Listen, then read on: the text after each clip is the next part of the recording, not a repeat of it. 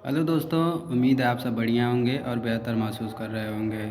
आज से हम लोग पढ़ेंगे DElEd fourth semester lesson plan अर्थात डीएलएड चतुर्थ सेमेस्टर लेसन प्लान। तो आइए आज से हम लोग पाठ्य योजना संख्या 1 डीएलएड चतुर्थ सेमेस्टर के लिए देखते हैं। जैसा कि डीएलएड द्वितीय सेमेस्टर, डीएलएड तृतीय सेमेस्टर और डीएलएड चतुर्थ सेमेस्टर में 20-20 लेसन प्लान आप सभी को बनाने होते हैं। तो हमने द्वितीय सेमेस्टर का और तृतीय सेमेस्टर का लेसन प्लान पहले ही अपलोड कर रखा है और आज से मैं डीएलएड चतुर्थ सेमेस्टर का लेसन प्लान आप सभी के लिए अपने यूट्यूब चैनल पे अपलोड कर रहा हूँ। तो उम्मीद करता हूँ आप सभी को अच्छा लगेगा। तो पहले की बात, पाठ्य योजना संख्या 1 ऊपर लिख लेंगे। उसके बाद कॉलम बनाएंगे और एक कॉलम में दिनांक, फिर कक्षा, फिर विषय, फिर कालांश, फिर अवधि लिखेंगे। तो जिस दिनांक पे आप कर रहे हैं उसको लिख लेंगे, जिस कक्षा के लिए कर रहे हैं तो उसको लिख लेंगे। तो जैसा कि डीएलएड चतुर्थ सेमेस्टर में हम कक्षा 6, 7, 8 के लिए पाठ्य योजना संख्या बनाएंगे। ठीक है, हम कक्षा डीएलएड चतुर्थ सेमेस्टर में जूनियर हाई स्कूल में जाते हैं अपना इंटर्नशिप करने। तो इसीलिए 6, 7, 8 का लेसन प्लान बनाने रहते हैं। अब हम आते हैं उसके बाद प्रकरण पे। प्रकरण हमारा है लघुत्तम समापवत।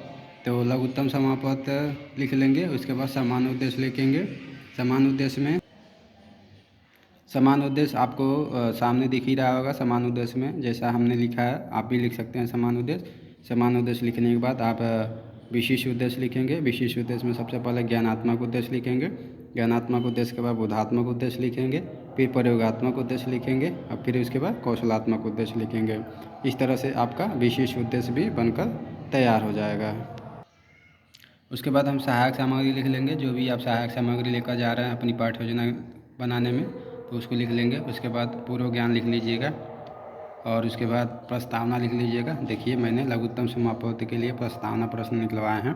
ऐसे ही आप सभी भी निकाल कर अपना पाठ्य योजना बना सकते हैं और बच्चों को पढ़ा सकते हैं। देख सकते हैं आप लोग पाठ्य योजना कैसे इतनी अच्छी तरीके से निकला हुआ है।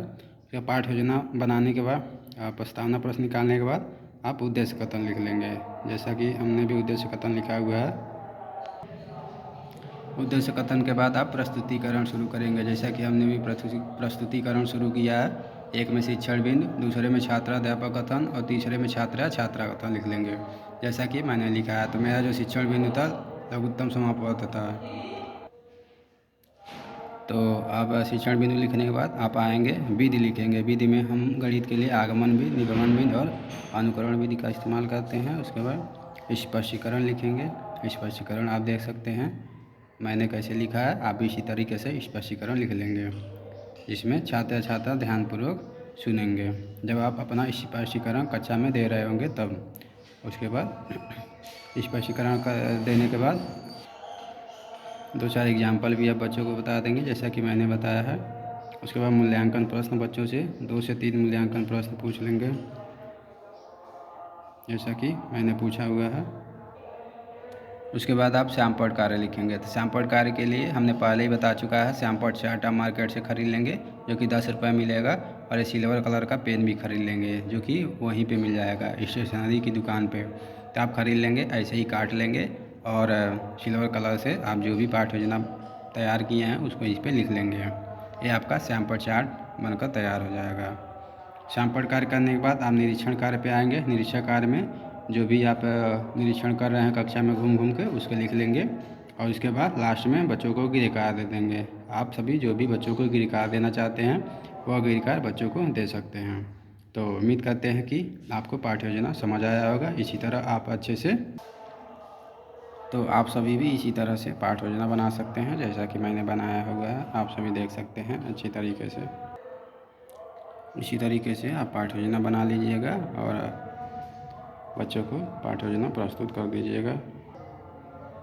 कक्षा में जो भी प्रस्तुतिकरण आप कर रहे हैं बच्चों को ऐसे स्पष्टीकरण देते हुए अपनी पाठ्य योजना में लिख लीजिएगा। फिर मूल्यांकन प्रश्न भी पूछ लीजिए, फिर ऐसे ही श्यामपट्ट कार्य भी लिख लीजिएगा।